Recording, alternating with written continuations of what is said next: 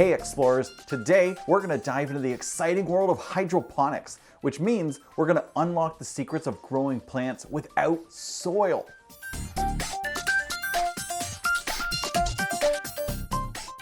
Now, you might be wondering, what's hydroponics all about? Well, it's the gardening of the future, which means we're going to use nutrients, water, and a little bit of science to help our plants thrive. Hydroponics is a method of growing plants without the use of traditional soil. It relies on a carefully controlled environment. And the best part is that we can try it at home with just a few household items. For this experiment, you will need a 2-liter plastic bottle. Bonus points if you're recycling. You'll also need modeling clay, tape, string, a pitcher of water, scissors, cotton balls, skewers, and some seeds to grow. I'm going to be using pea seeds for my hydroponics setup. For complete instructions on this experiment and anything else we've done here on the show, head over to explorationstation.net. If you look in the video description, there will be a link that will take you right to the page for this experiment. If it's too cold outside to get your garden going, you can start with hydroponics. That way, when the weather turns around, you're ready to start planting. Step 1 is to cut 5 pieces of string about the same length as our plastic bottle. Please be safe with your scissors while you cut your string.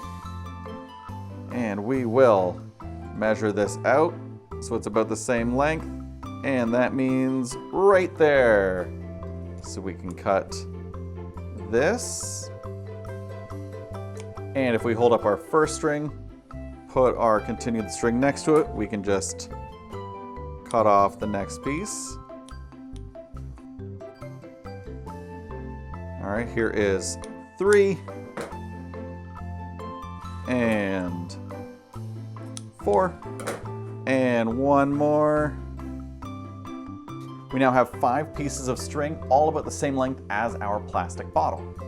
I'm going to set my string aside while we move on to step 2, which is cutting a 2-inch section out of the middle of our bottle. The top and the bottom will become the container for our hydroponics, while that middle section can be recycled. So we want to carefully pierce the bottle and start cutting. If you can't use scissors safely yourself, please find somebody who can.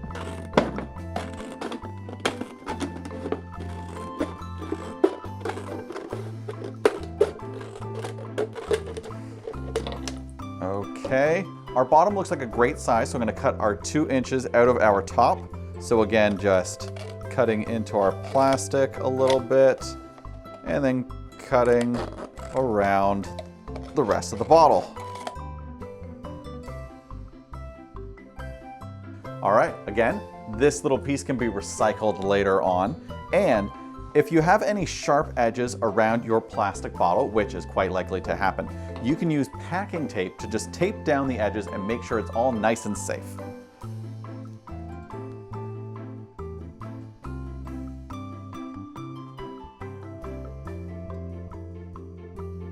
All right, and this is pretty easy.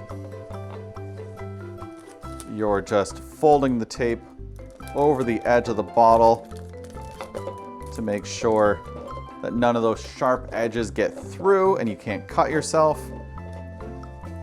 The edges of the bottle do not need to be perfectly smooth or flat, so this is just a great way to keep ourselves safe while we work. And I'm just going to tape up the top half of the bottle as well.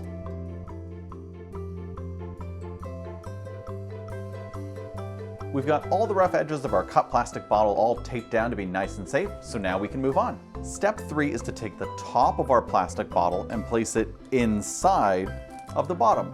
Make sure it's nice and snug. This will create a platform for our seed to grow, as well as stop the water from evaporating. The next step is to pour our water into the bottom of our bottle, and it should end up a couple inches deep.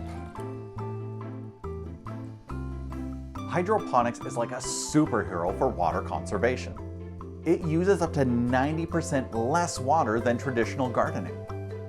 With hydroponics, you are the boss of nutrients. You can customize the perfect meal for your plants, ensuring that they get all of the nutrients and minerals that they need to grow.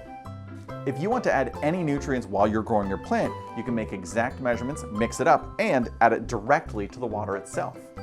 We're going to set aside one of our pieces of string and we're going to feed the other 4 through the opening of the bottle into the water, making sure to leave a couple inches in the upper area of our hydroponics setup.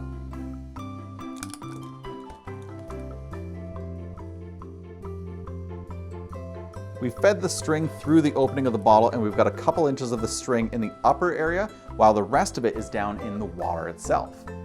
Place several cotton balls into the top portion of our planter. Then you can nestle a few seeds into the cotton balls. I'm going to nestle 5 pea seeds into my cotton balls, and I cannot wait to see these start growing. I'm also making sure that they're not just in one little clump. I'm going to spread the seeds out so they're kind of nestled in different areas of the cotton balls. Next, we're going to need our 3 skewers and a little bit of modeling clay. I'm using green modeling clay because it feels thematic with growing plants. Now you want to take a small clump of modeling clay and stick it onto the end of each skewer.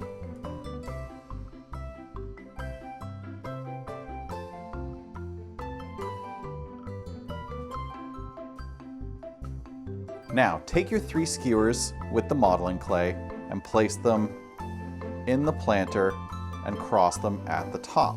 This little tripod is going to help our peas grow by being a structure that they can climb up to get more sunlight. Now all we need to do is place our planter in a nice sunny area and watch it grow. Our planter works because of capillary action, which you might remember from our walking water rainbow experiment. The string in the bottom of our planter absorbs the water, and through the powers of cohesion and adhesion, it starts walking the water upwards against gravity into the top of our planter, where it's absorbed by the cotton balls, and then it's right there for the seeds to use to grow. Now that the seed has water, air, and sunlight, it has everything it needs to grow and thrive until the roots from the seed reach the water on their own. It should only take a couple days before you see the roots growing down into the water in the bottom of the planter. After a few weeks, when the seed has plenty of roots absorbing all the water, you should move it to a traditional planter or to your garden where you can keep it watered and grow your food.